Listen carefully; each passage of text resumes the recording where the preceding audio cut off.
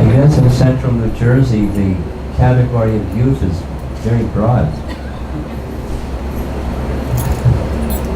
I see a lot of youth back there.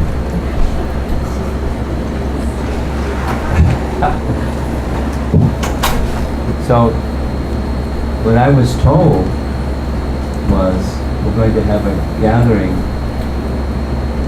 for you few that are in the front rows here. And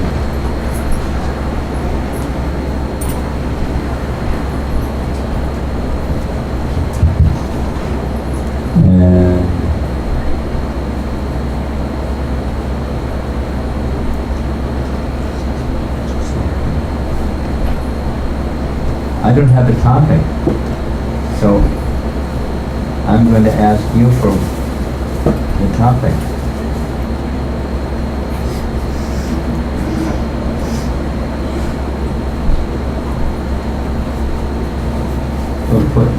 What we did in Connecticut was I suggested some ideas, and then some other ideas came up, and then some got prioritized, and this we ended up talking about. So, some of those, those of you that are young, you're requested, you don't have to, but you're requested to sit towards the front up here, because I'm going to be, this is for you all. Thank you.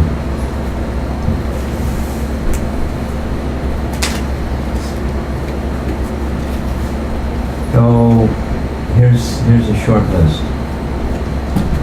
And then I'm going to ask, are there other things that you think would be nice to discuss?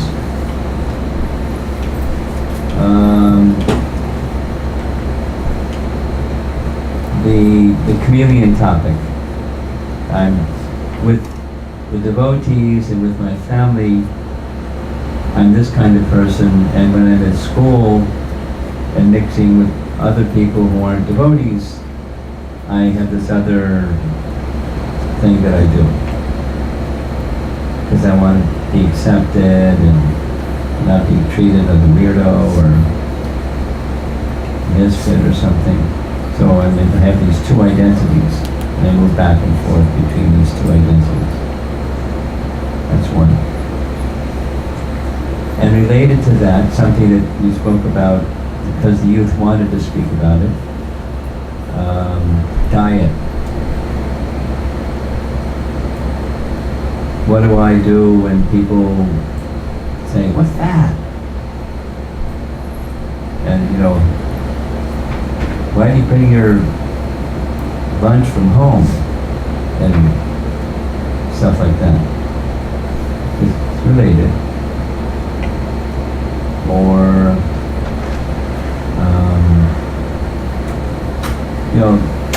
the adults ask this one all the time too, but how do I balance my time between this and that?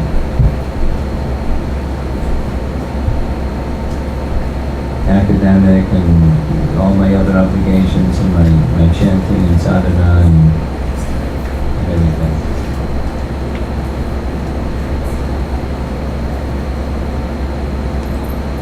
And then another one that came up Sunday. That was yesterday. Oh, it seems like a week ago.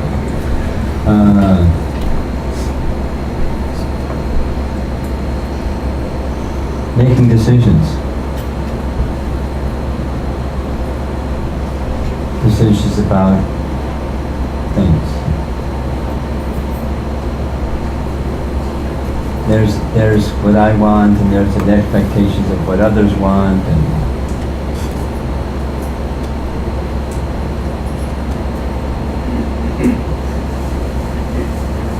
I don't want to displease others, but I don't want my life just to be scripted by others' expectations of me.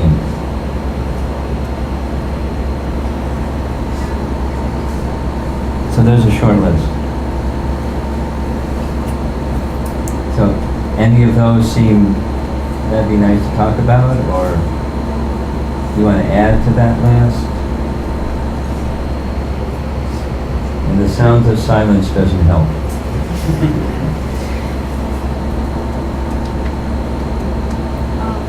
Yeah.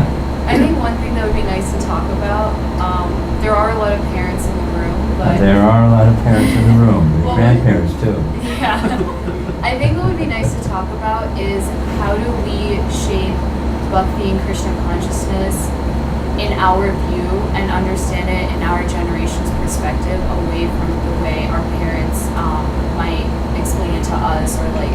Expect. Yeah, expect. Their expectations. Well, that's a great topic. Now then, we have to have the parents leave the room to discuss it? That's what Openly? Well, then we can invite them back in later, but... So I like that one. We will put that one high on the list. What other topics would you all like to discuss? Looking at you. Either of you have any thoughts? I'm picking on you just because you just came in late. Nothing comes to mind. Okay. Raj, I really like that chameleon topic. Which one? The chameleon topic. Chameleon topic. Like leading a double life almost. Yes. That's very interesting. It's a classic. Yeah. It's a classic. Okay, those are two top ones. What about, I really like kirtan, I don't really find much attraction in japa. I really like kirtan, and what do I do about that? What should I do about that? Is that a good topic? Some are nodding. That's a little response more than... Okay. Well, let's start with the juicy one.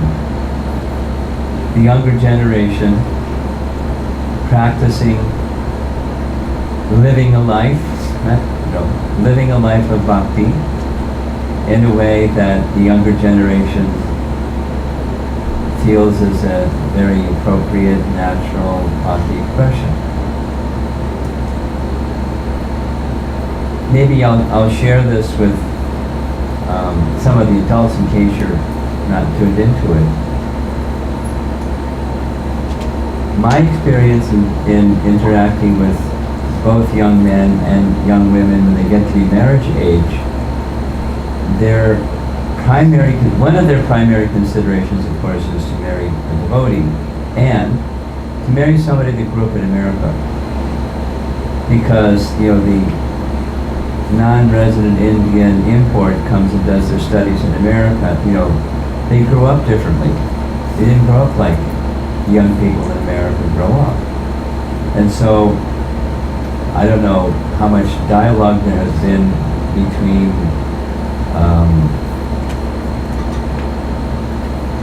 those that... I've had discussions with... It's related, it's not the same, but it's related. He didn't grow up in America and she grew up in America, and she was concerned, but they,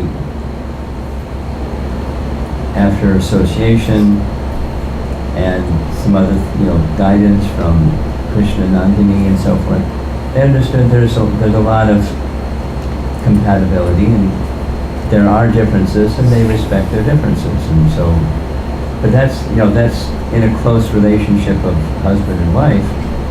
And then there's the close relationship in the family where mother and father hold a certain view of this is how you practice bhakti. And then the youth growing up in America didn't have that experience of growing up in India and coming to America. They grew up in America and they have a view on practicing bhakti. Now, it's not necessarily this giant gap.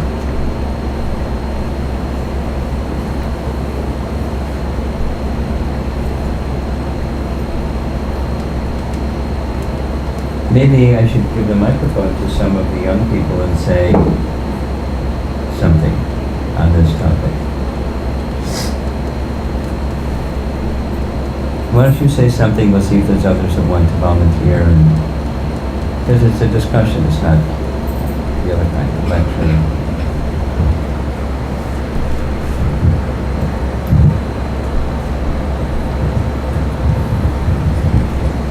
I guess my question kind of came from even like, I guess I'm looking at it a lot from like a college preaching perspective. Oh. But when we were leading, there's a couple of us that are part of the Bhakti Club at Rutgers. Yeah. I just graduated, but when I was there, I noticed that it was very hard for me to kind of explain what Bhakti actually was and what Krishna consciousness to the core was, because I felt like when I was growing up, I understood all the rituals and practices I was supposed to be doing, like chanting japa, doing kirtan, going to temple, but I didn't really understand like why I was doing it. And so when somebody was asking me like, what's the benefit of this, I didn't really know how to answer the question. So, so I think it comes from there. I don't think that was my parents' fault at all. I think that was mainly on me because I was just kind of learning it to learn, but I wasn't really understanding what I was doing. But I think that's kind of like where I was thinking about the question is how, like when we talk to students and when we talk to people from this generation, how can we phrase Bhakti and Krishna consciousness in a way that youth now can understand? That's a different question. I mean, for my cognitive brain function, yeah, okay. But I think that's where I was. Okay. That's where I was coming from, and then yeah. So, anybody want to speak to that topic? Any thoughts? Here comes one. I think that preaching, especially to your friends, is a lot more different than what you do with the devotees. And when you're preaching outside, like when you're book distributing, you're saying something different. And when you're with your friends, you're saying something different. And I know when I used to wear my Jagannath tulsimala, and I had the big Jagannath thing, but I don't wear it because I have a lot of allergies. But when I used to wear it, people used to ask, oh, what's that smiley face? Or like, sometimes I used to wear my Radharani footprints, and people would ask, what's that? What's that? And I used to say, oh, it takes away your evil or something like that. But I couldn't really explain what exactly it was, so Because that you I didn't wanted know? them to accept it. Because you didn't know, or because that's what? Because I wanted to say something that they would like Krishna consciousness, and I didn't know what to say. Different. Same? A little different. I mean, I think for me, it Give was. her the microphone. For me, I think it was I didn't know, but then also when I did know something, I didn't know how to phrase it in a way that they could understand where I was coming from. So it's a little different because I think in Surabhi's, she knew what the answer was, but she wanted to be accepted, so she wanted to say it. But for me, it was more like I didn't know what the essence of what we were preaching was. Any other thoughts on this? I'll jump in when there's dead space. But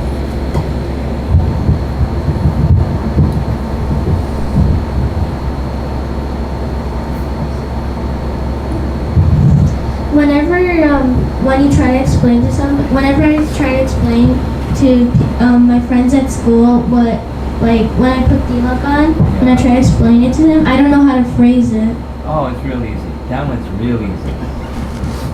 Give me the mic. I get it all the time because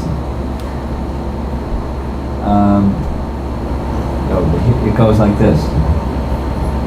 Excuse me, but are you a Buddhist monk? I say, no, I'm a Krishna monk. Oh, what's a Krishna monk? Then I get to talk about Krishna. And then, it goes a little further sometimes, and that mark that's on your forehead, does that mean something? And so, yes, it marks the body as a temple of God. You know, they don't have to believe it, but you know, that's our practice. And then, oh, that's nice. And then we just say, just like, this is Prabhupada. Pay attention. Yeah, your toe hurts or something? Okay. Just like when you drive by some houses and you see up on top there's a cross, that means that's a church. And over there's a crescent, that means it's a mosque, and over there it's something else, it means it's a something else. So, similarly, the body, this means the body is a temple of God. Pause. And it depends upon how drifty their attention is, but if they're still with you, you can say just like the Bible says, because they're all familiar with this. The kingdom of God is within you, right? Yeah, the kingdom of God is within you. So that means we're just honoring that God is situated within the heart, and His body is His temple. And so we should respect the temple. You know, if they're still with you, just like when you go to church, you're very respectful because it's God's there. And then what you do outside may not be what you do inside, but when you're inside, you're very respectful. So what goes in and what goes out is the temple of God. We respect this body as the place in which God resides. And they go, wow, that's really nice. They don't say, can I wear it? But you know, you're explaining what it means. Then you can go. You know, it's not just here. There's 12 places in the body because it sanctifies the body as a temple of God. And then you can say, this is to remind us. And just like the church, the cross on top of the steeple, it's to remind everybody of God.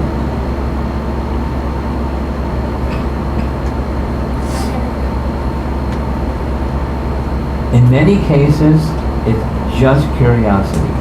They don't want to do anything about it. Oh, that's nice. What's next? That's generally the way it goes. But you get to say something that has the purpose of what tilak is. They're reminded of God. It's just like they're wearing devotional clothes. They don't know Hare Krishna devotees. Most people. Some people do. But some people do. And some people know stories. It's really nice. I'll tell one. I was traveling from Atlanta to New Jersey. and going through security, I have TSA pre, so I got to go through the line where, and you know, there's kind of stocky, athletic-looking black fellow, you know, barking out, saying, you know, take the water out, make sure you take your bit, and then you know, he just came through the line and said, Haribol! So, not Hare Krishna, but Haribol. Okay, great. Hare Krishna to you too. I said, right. And Hari Rama. Just, you know, TSA guy. And then in Atlanta, there's a train to take you to whichever the terminal is. You got on the train, and this fellow came pushing a wheelchair, and he looked at me, and I looked at him, because he was really looking at me, and he said, "Are you Romapada Swami?" He said, "How did you know?" I said, "I used to live in New York. I used to go to Radha Govinda Temple all the time." Because just from, you know, externally. And then, you know, it was a nice exchange. You go to the Atlanta Temple, well, my wife isn't into it so much, but, you know, I go sometimes, like that. So, then I got on the plane. It was a United Airlines flight. And it was right in the front row. The stewardess was making, the passenger seat belt, and here comes the oxygen thing. She was doing that. And then in between, while someone's going around to see if your seatbelt's fastened, she leaned over and said, "Have you been to Echo Village?" And I said, "You mean outside Bombay?" He said, "Yeah, go over to Echo Village. Have you been there?" This airline stewardess, New Jersey lady. And I said, "Yeah, I've been there many times. How about you?" She said, "I'll tell you later." She did the rest of her thing. And when, I didn't want to embarrass her or get into something. So when it came down for the beverage thing, I said, "How'd you know about Echo Village?"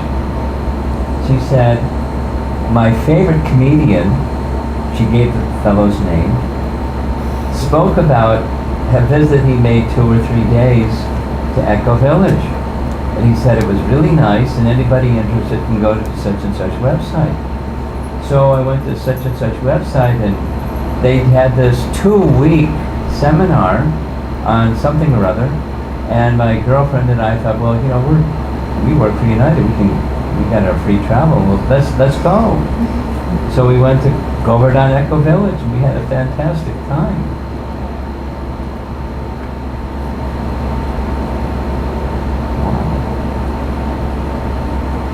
And then leaving the plane, she was standing by the door, just leaned over and said, "Hare Krishna." But just by our wearing tilak, and people may ask, "Hey, what's that?" or whatever, to help people remember Krishna. Doing things that help people remember Krishna is part of our bhakti life. Now, we'll circle back around to, besides just tilak, some other things. How do you answer what's this and what's that? How do you explain bhakti? Anyone else want to add something to this? You want to add something to it?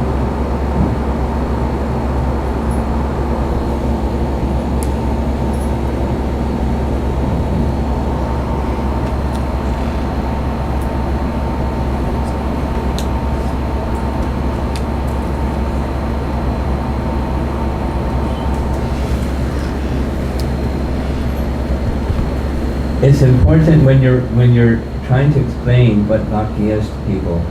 It's not only important that you know what bhakti is. It's important that you know the mindset of the person, so it's relatable to them.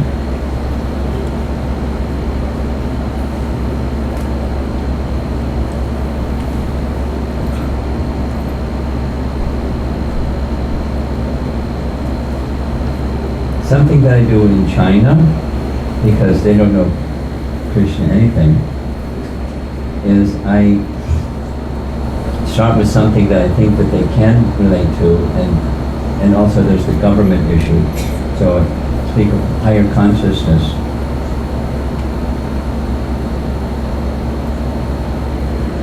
Many people know yoga, so bhakti is a form of yoga, and many people, so just to a level that they can. Many people think yoga means asanas and then sometimes pranayama. But that's just 2 parts of an 8-fold yoga system, and it starts with this and that, and after asana and pranayama comes pratyahara. What that means is withdraw consciousness from going out into the world and consolidate consciousness within. And then there's 3 stages of fixing the mind. Meditation is becoming more and more popular. They go, yes. And so that's part of the yoga system is meditation, but then meditation on what? The whole goal of not only that process, the 8-fold yoga, all of it is the goal of higher consciousness. And that's the human mission. We're meant for that. This body has that capacity, has design. Bhakti is a particular type of yoga that awakens the tendency for love in its pure state. Everyone without exception, desires to love and be loved. It depends how much time you have with a person, but that is being misdirected to temporary things and not higher consciousness things.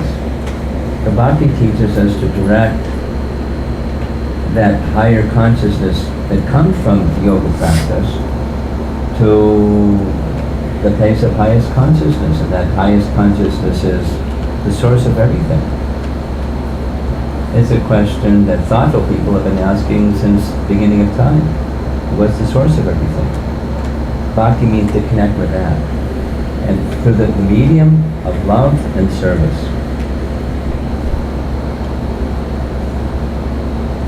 So that's relatable to most people. And then, there's a very simple activity, that sound vibration, or sacred sounds, depending on the person. For those sound vibrations, it's just like taking a seed and germinating a seed. You can sit in the kitchen shelf for umpteen years.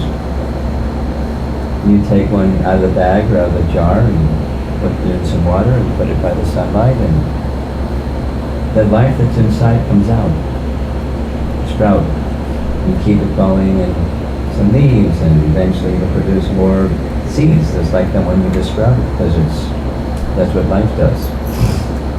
So bhakti is awakening of that dormant higher consciousness of divine love, or pure love. Love divine. That's what bhakti is. And it's practical service. Not just you go off in a cave somewhere, but reclusive lifestyle. It's with everybody, with everything. Just recognizing I come from, and everything comes from some source, and let me connect with that source through loving service. That's really nice. How do you begin? And that's a common question that comes after. Here's some beads. Here's the mantra. That simple? That simple. Sound. As the seed germinates this way, higher consciousness germinates that way. And the higher consciousness in its natural state is bhakti. Love. Pure love. And it expresses itself through everything that you do. It starts with sound.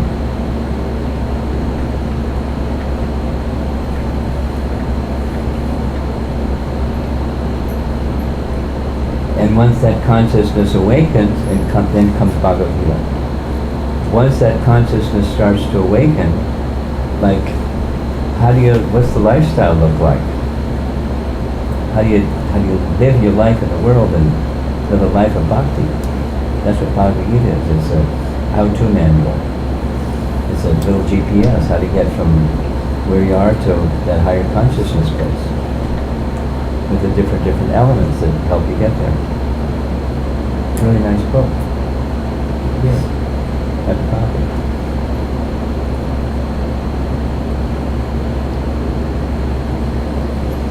Have you heard of it before?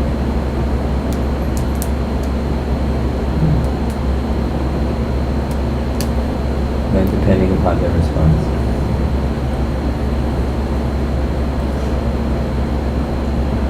The main emphasis is that it's natural, not outside, put it on your hard drive and now you have some information, bhakti information.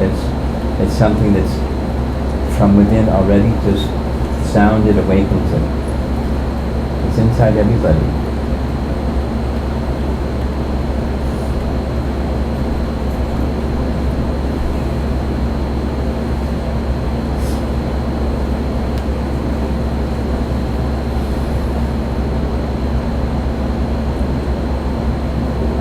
I want to share something.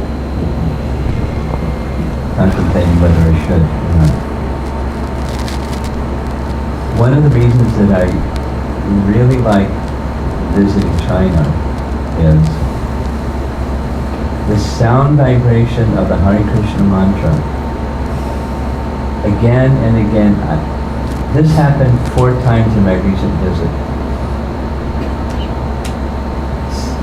Somebody that never heard anything. And at the end of the kirtan, something happened. First hand up, something happened. I never experienced this before. When the, they didn't use the word kirtan, when this mantra meditation was going on, I started feeling something inside. And tears were coming to my eyes. And my voice was choked, I couldn't sing. And I was trembling. I've never had that experience before. What was that?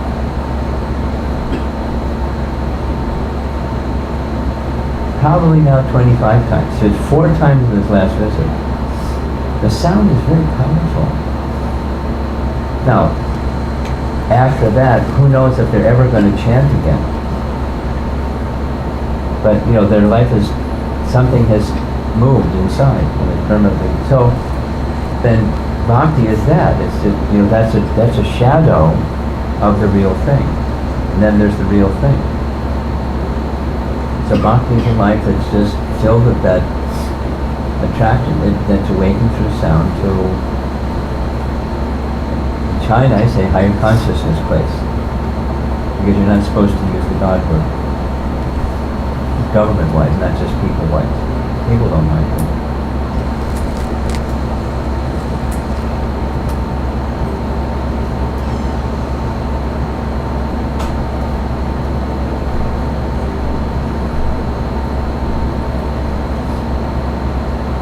Then depending upon the person, you can go to the form of the soul, but then this is gone, and but we keep going. So what's in chapter 2? And bhakti is to recognize I have spiritual form. And that source of everything has spiritual form. There's an eternal connection. Bhakti yoga. That's what it is.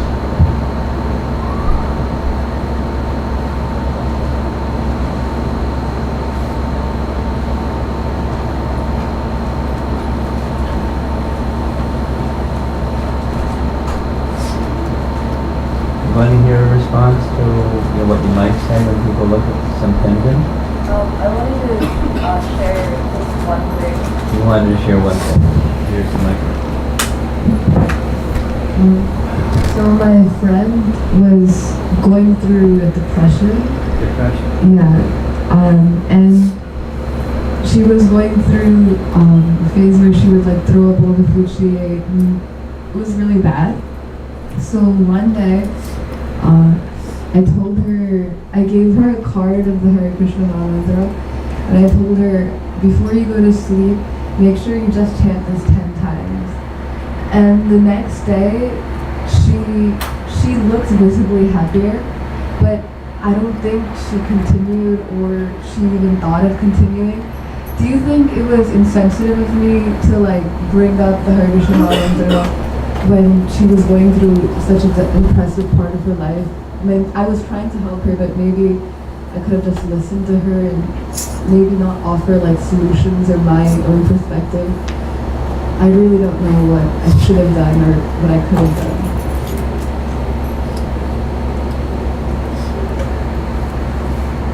If you sit right by the door, no one's going to be able to get in. That's a good way to keep people from coming in.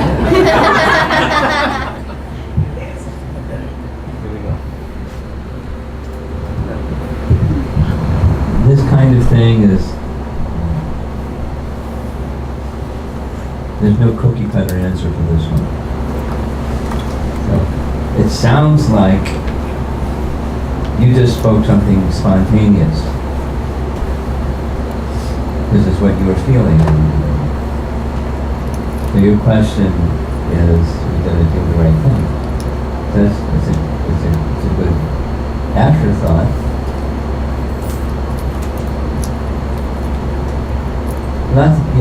So much depends upon you, so much depends upon the person, so much depends upon the circumstance or the inspiration of super soul. It's good to be sensitive, and if the relationship is such that they've already felt heard. Sometimes that's sufficient. But then depending upon the person, they may actually be looking for a solution. Because they're going to get other solutions from other people. For sure.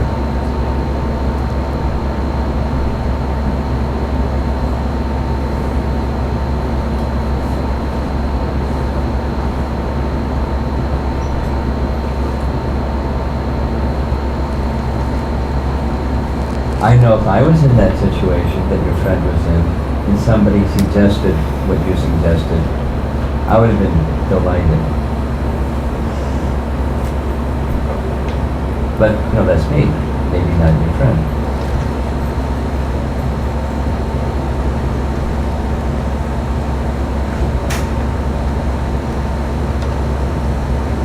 Depending upon the relationship, you, the person, and the circumstance. If someone can be gently gestured or directed towards a spiritual solution, that's great.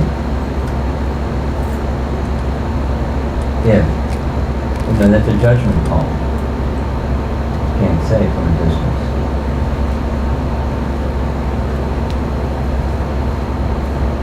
It's difficult to judge. Yeah, it's not a cookie cutter answer. I really love Krishna consciousness, and I know the effects of being Krishna conscious, and I want to share that with my friends. Well, therefore it's natural that you share with your friends. That's what I meant. Your response was a spontaneous one. And if they're your friend, they know you got Krishna in there. And they're coming to you. And they know you got Krishna in there, so Krishna's going to come out. It's not insensitive that Krishna comes out. You could preface it by saying, make it soft and say, you know me. And I find happiness in taking this mantra, and I find happiness in shelter, and I feel really good. So it's me. I'm going to share me with you because that's our relationship. Please consider it. Try this. You don't have to. No pressure.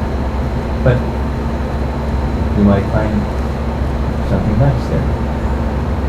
Or just a little preamble that makes it softer.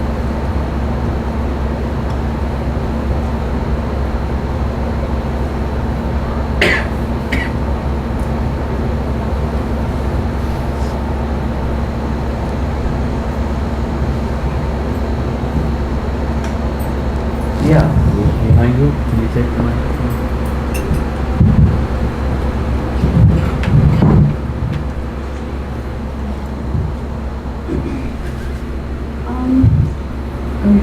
I'm actually really glad that Surabhi actually brought up this topic, because this is a topic that I've been wanting to mention the whole time I've been here, but I just didn't want to be like the big elephant in the room. Which one? Which topic? It's been coming up in a lot of discussions I've been having recently with the ISKCON community, which is mental illness and like mental health, and how there's such a lack of discussion about it. Turn it off. It's loud. Okay. And how there's such a lack of discussion about it, and like I don't know what to say, because it is a big epidemic. I do have friends that are, especially youth in the community, that have suffered through mental illness or that are still suffering, that like don't feel like they're being understood, or their emotions are being dismissed by, like, especially their parents are just telling them, oh, to chant or just go out for a walk or something, and not like, being understood. And I feel like, especially with, I guess, like the whole Indianization of ISKCON, I feel like there's a lot of taboo around this subject, and a lot of people that are suffering through this, like, they're not getting the help that they need, they're not feeling understood, and they're made to like feel as if something is wrong with them. Or you don't talk about those things. Just don't talk about those things. What happened? Or you don't talk about those things. That's another one. Yeah, it's not women as well. But I have friends that have tried to open up to their parents, and they felt judged, and like, I don't know if this is a question or just, I just wanted to share that. Social comment. It's just a comment. Yeah, it's just, like, I don't know, but sometimes, like, I honestly feel like, I don't know if there is one, but I honestly think there should be, like, a mental health initiative in ISKCON, like, how there's, like, an organization ISKCON for, like, you know, for child safety within the community. I do feel like there has to be, like, a mental health and, like, depression awareness and, like, initiative within the Bhakti community, and how we can practice and use Bhakti and address it in a compassionate and non-judgmental way, because I think there's a, like, yeah, there's, like, I do feel there's, like, a big problem with. Okay, I got it. There's a few things.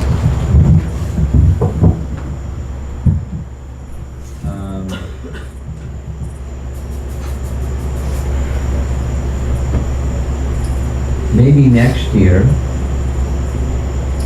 the Central New Jersey community can invite Ikshvaku Prabhu. Remember his name, please. Ikshvaku. You know, sun god, Devaswan, Ikshvaku. So that's, you can remember his name that way, Ikshvaku. He lives in Mayapur. And his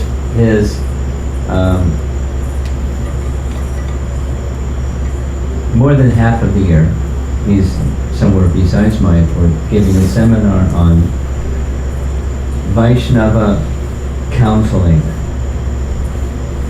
We call it VCC, Vaishnava Counseling Course. And just give a little description. He grew up in South America, and he tells a little bit of what it was like growing up in South America, and he and his brother tried to go out and save somebody that was drowning, and they almost drowned because they knew how to swim, and they knew his general lifeguard stuff, but they didn't know how to actually save somebody when they were fearful and panicking. They almost died, he and his brother. And the lesson he learned as a young man is, when you go to rescue somebody, you better be qualified, otherwise you're dead too. And then he moved to Australia, got a master's degree, I think, in social work, and then spent some 10, 12 years or whatever, some 15 years, some number of years, in the field with special training in counseling. Everything from drug addiction and depression and that, you know, on and on and on. And then he moved to Mayapur with his wife and 2 boys, because they had completed college or something like that, and set up a department in Mayapur for this, Vaishnava Counseling Department. Then he gave a seminar that lasted for 2 weeks in Mayapur on the topic. You know, full day, every day for 2 weeks. And I know somebody attended and said, wow. So I got in touch with Ikshvaku and said, are you willing to come and teach this outside of Mayapur? And it turns out he had already done it a little bit here and there, and so he came and spent 5 weekends in different, you know, venues in North America, and I didn't follow up on it. This is a resource because I'm responding to shouldn't there be so.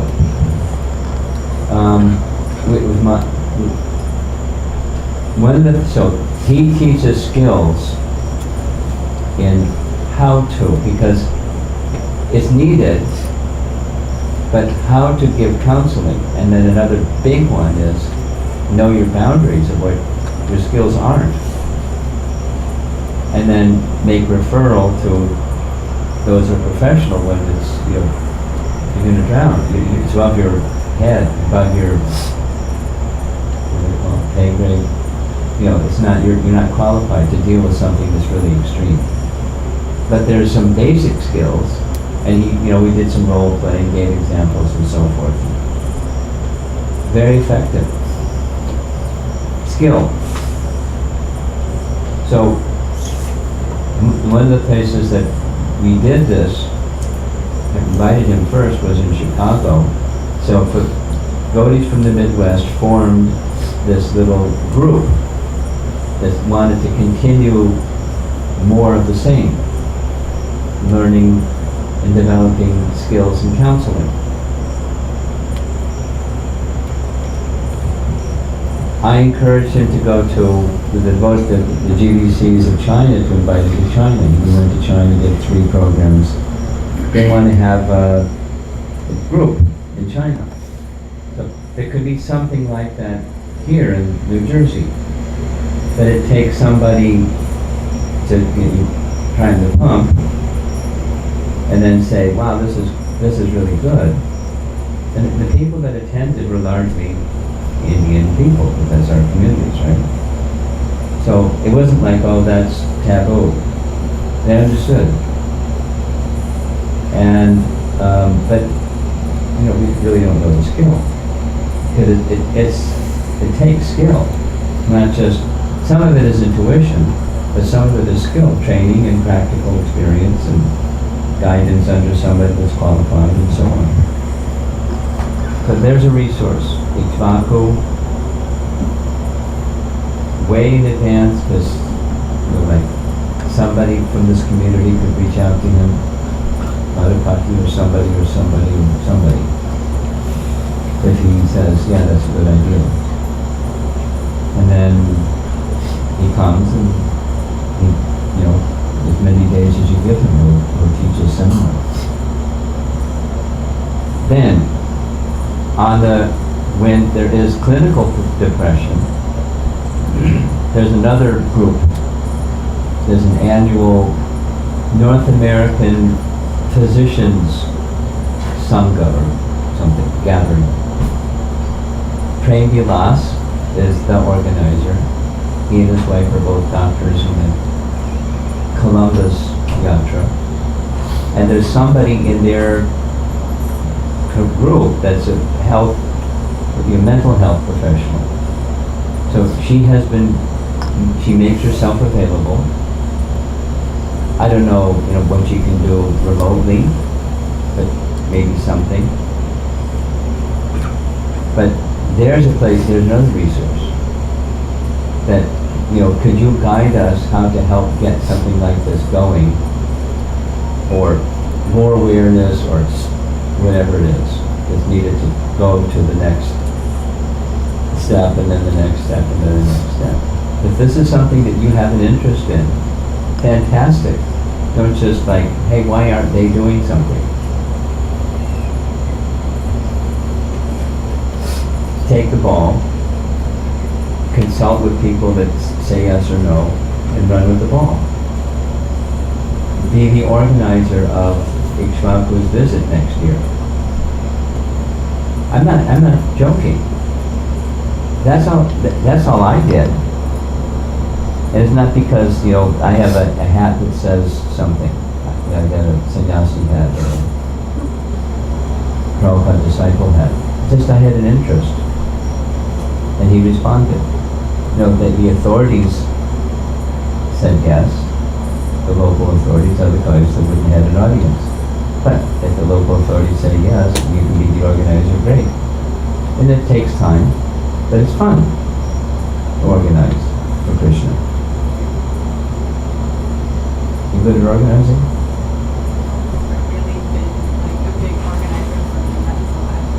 No idea, huh? Well, then see if you can find somebody that has done and thinks, yeah, I can guide you, or I can do it with you, or something. Because otherwise, wishful thinking. You know what I mean? I think I can know some people. Okay. So there's 2 resources. I don't know the lady's name, but she's a mental health professional. Prem Vilas will know her name. And if she could come, or whatever she wants to do, have some conference calls with some people that have some interest, or whatever it is, whatever. And don't go for a home run, just like try to take a desire and give it some life. Let it do something. And then see how much interest there is, and then do another something.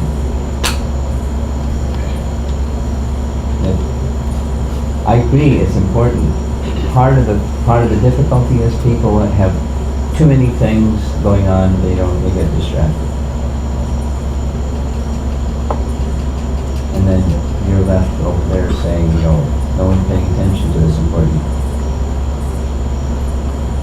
You have to find people that share your value. Same with child protection. It's uphill.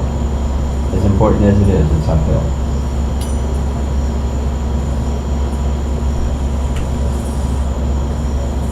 Yes. I just wanted to say I share your value and I'm interested in helping you if you want to connect before we leave.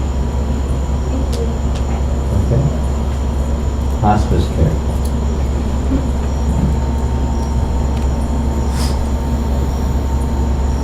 Anyone else?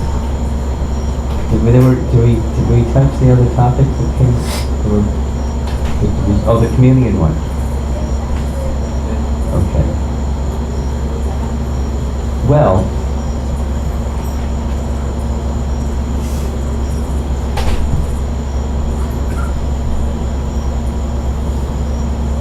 I have a lot to say about that one, but it depends on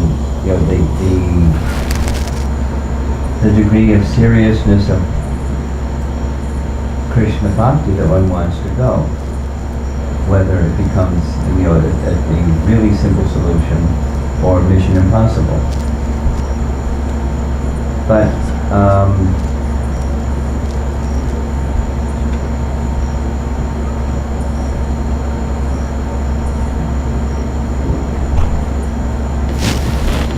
there's the need, and then there's who you are. So there's a need amongst people in general, and particularly amongst young people. They need acceptance. They need to not be treated as a weirdo or an anomaly or something. They want to be accepted. And so there's a certain being who you aren't in order to be accepted. So not sticking out like a sore thumb or viewed as weird or something like that. On the other hand, there's who I am. So my sense is that when you're really clear who you are, it's really easy to be who you are. And if you're not clear who you are, then you have this, not just two personalities, you have many, depending upon the group of people that you're with, even amongst your friends or amongst the others youth at school, the other kids at school. So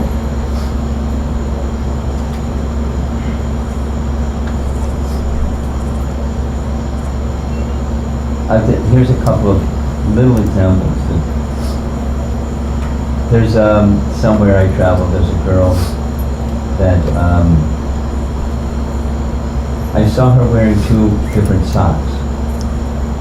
I just asked her that, like judging, I just asked her, what's with that? She said that I just don't like the idea that when a sock gets a hole on it, you have to throw both socks out. There's still one sock is good. So I started going to school wearing two different socks. And then the mother said, and because they understood she's who she is, they didn't like this. They didn't make fun of her. They thought, wow, that's cool. And then it started a fad in school, and all the kids are wearing two different colored socks. she didn't do it to start a fad. She didn't not do it because she might be treated as weird. She was just very clear who she was, and she was being who she was.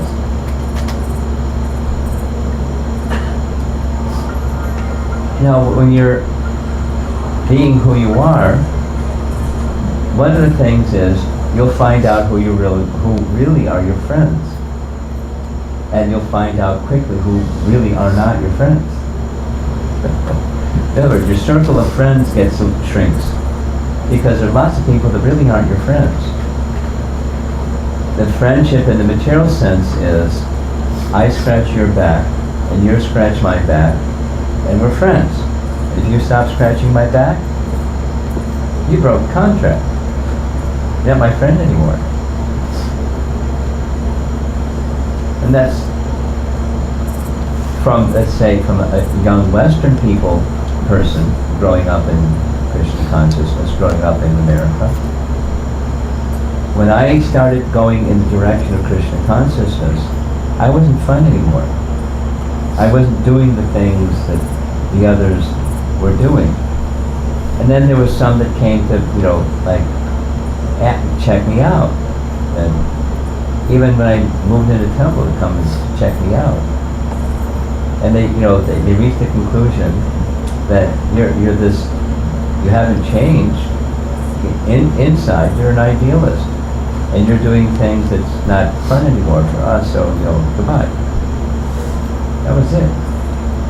And then, so, from those people that weren't really my friends, they were no longer my friends. But the people that were my friends that just were able to accept me for who I am, they were my real friends.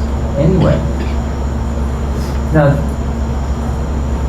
when you're young, your whole psychology doesn't necessarily work that way.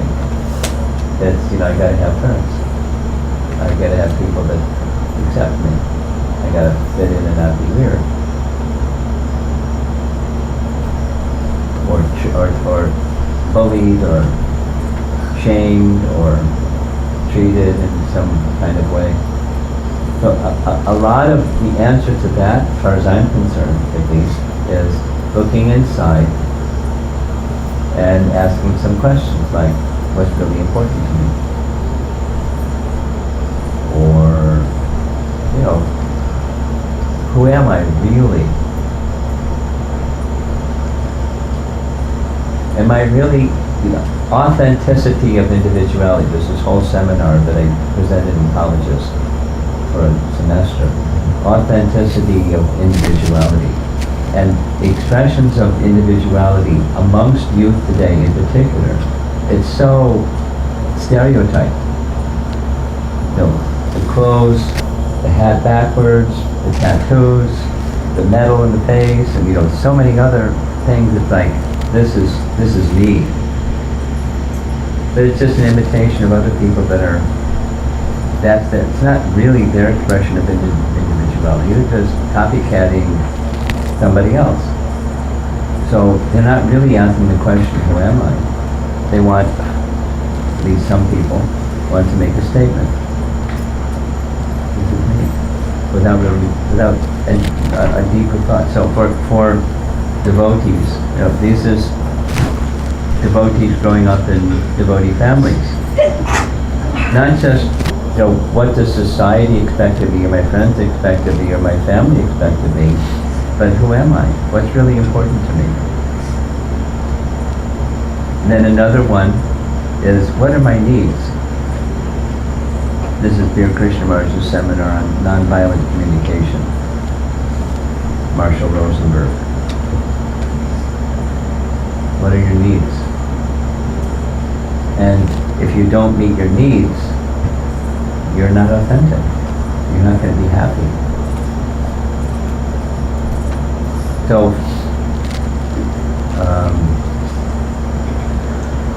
there's some experimentation, especially in the turbulent teenage years, of finding out who I am, finding my voice, finding my identity. But as you're going along, your identity is not, the acceptance of others, and that's my identity. That's really temporary and non-satisfying, long-term, for sure.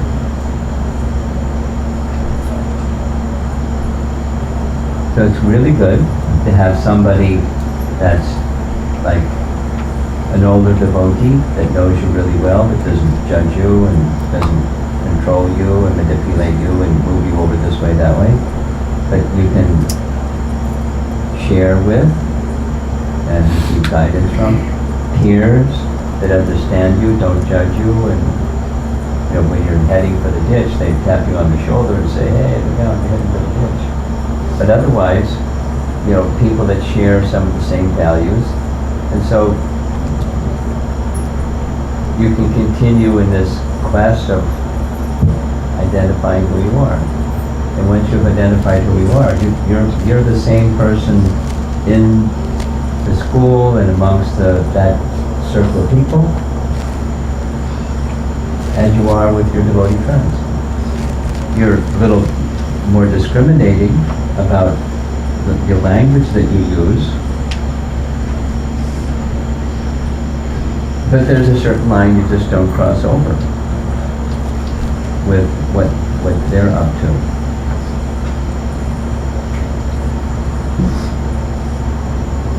And if you're not into stuff that they're up to, you don't fit. And that's just fine. I don't fit with that stuff. So the circle may shrink a little bit of friends, but that you have genuine friends, which is far more meaningful and satisfying and sustainable.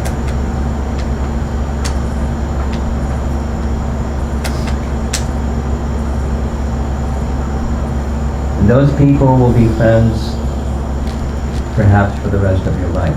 Whether they become devotees or they don't become devotees, people just accept you for who you are. Those are your real friends. And then those real friends, not only you can be who you are with your real friends, but your bhakti will be, even by osmosis, transmitted to them little by little. Just like, you're with your friend. With a depression struggle. You're not solving her depression problem. You're being her friend. It's not your profession to be a depression solver. But to be a friend, that's fine. You give what you have. That's what friends do. You give it gently, respectfully.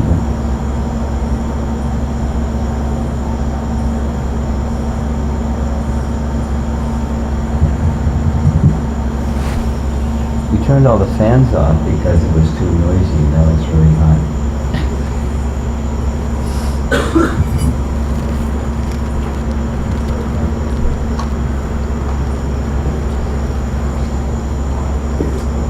So,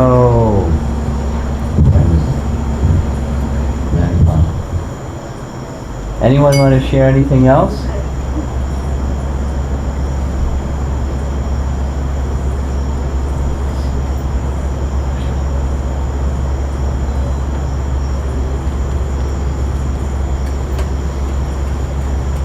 Yeah?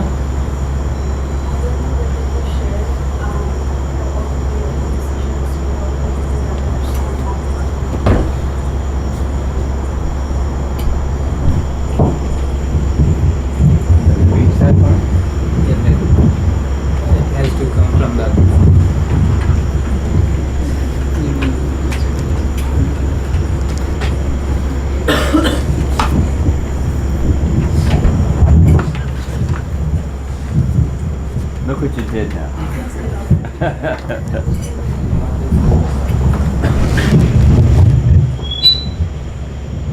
I don't know whether you shared about the topic which you said in the beginning of the class.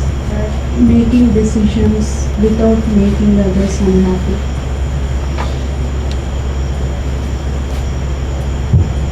Well, that's an adult question too.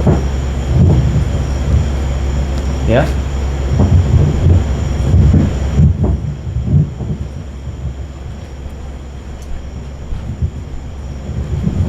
Well,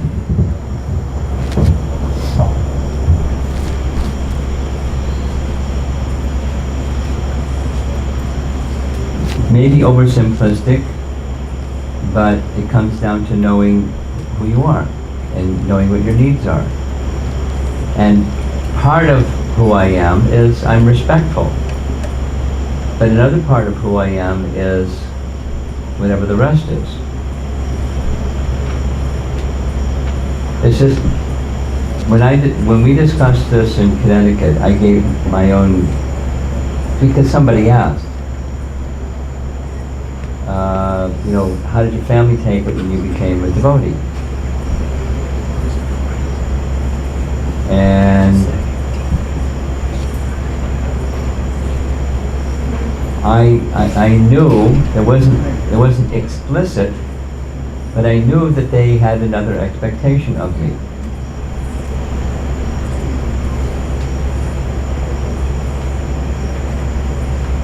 I mean, it went through, just quickly.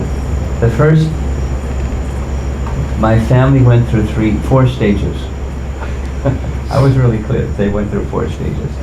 First was, he's young, it's a phase, he's gonna pass through, and when he's on the other side of the phase, he'll get back to normal again. Then the phase didn't get over.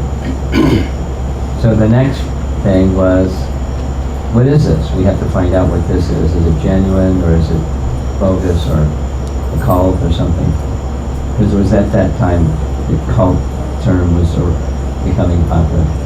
And they researched, they studied, they came to the conclusion it's genuine, it's fun, he's in a good thing. Then the third stage was, well, we're happy that you're happy. The subtext, unspoken, but it was like as loud as yelling it. We would really be happy if you continued with your education, became a doctor, became a married man, had grandchildren, we would really like that. But we're happy that you're happy. They didn't have to say it. It was so. Then the final was they became proud of me. But they became proud of me for a material reason, because I became a leader in the organization and that, we always knew he was,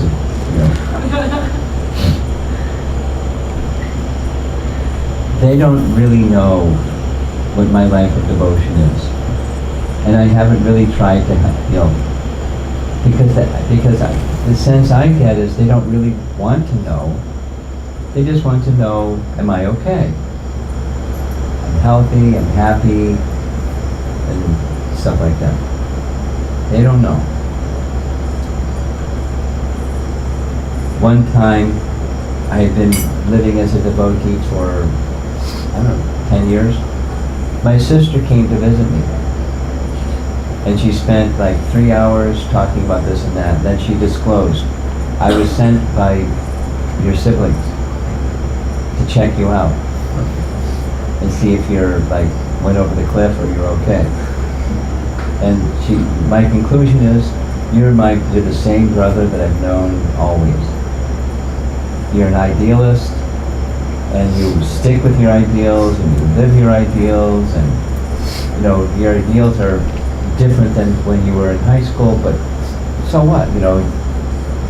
You have good ideals and you're living them. And I'm going to give that report back to the others. He's just fine.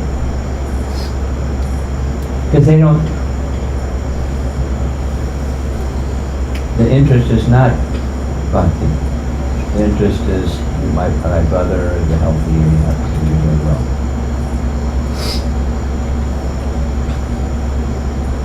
But my understanding is, now this gets to the question of pleasing others or the acceptance of others. It's the best service I can do for my family members is to become as strong and pure in Krishna consciousness as possible, because benefit will go directly to them. They don't have to do anything. It'll go to them just by their being in the same family.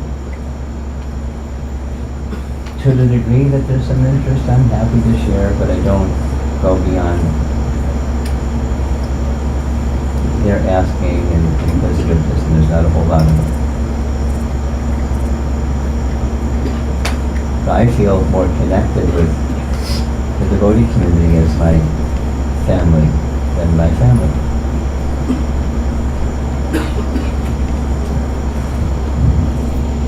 So that the criterion, supposing they hadn't said, you're happy, we're happy. Suppose they said, well, you're happy, but we're unhappy. What would I have done? I probably would have continued anyways, because I have to be honest with who I am. Now, I may have gone about that, crossing that river differently.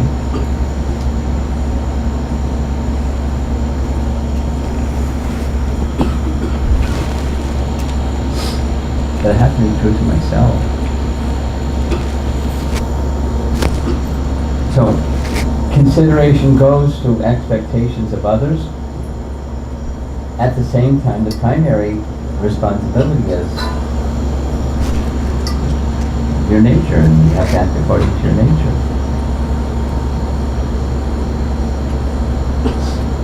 And then it's a different person who's going to manage that according to their nature.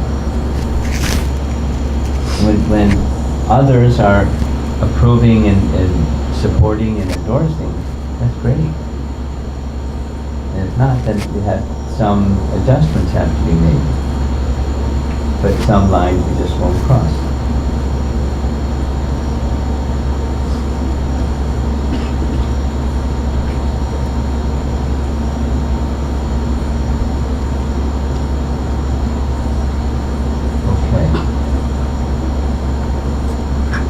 We're ready to end. Shiva Prabhupada ki jai. Maharaj ki Jai.